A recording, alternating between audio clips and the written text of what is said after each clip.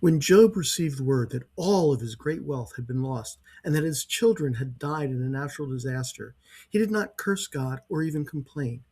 Rather, he mourned his losses and then worshiped God. He recognized that all that he had come from the Lord, and so it was God's right to take it away if he so chose. Even when God allowed Job to physically suffer, Job's initial response was to accept that as God's right. We should strive to face misfortune with the same faith in God that Job displayed through the first two chapters of this book. This is not to say that Job did wrong in the later chapters, just that his example in the first two chapters is clear, and what he says later requires more interpretation to understand.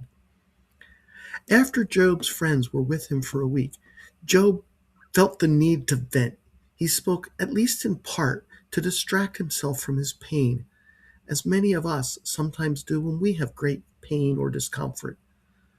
I feel for Eliphaz at this point because he felt he needed to try to relieve some of Job's discomfort by giving him hope that it would get better. I have the same problem Eliphaz had when I am with people I care about who are suffering. But that wasn't what Job needed here.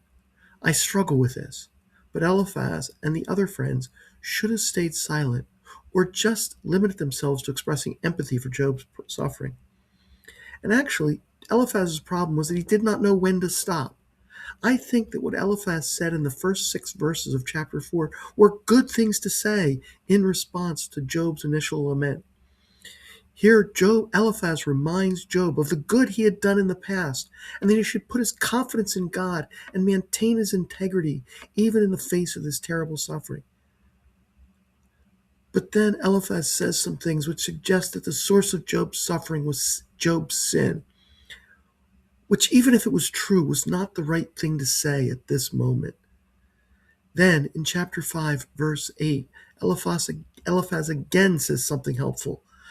I would seek God, and to God would I commit my cause. That is further advice which we can give to those who are suffering, or take for ourselves when we are suffering. If your suffering is God disciplining you, seek Him, and He will show you what He wants you to do. However, if our suffering is for some other reason, if we seek God and commit ourselves to serving Him, He will use us to show others God. Perhaps our suffering will allow God to draw others to Him.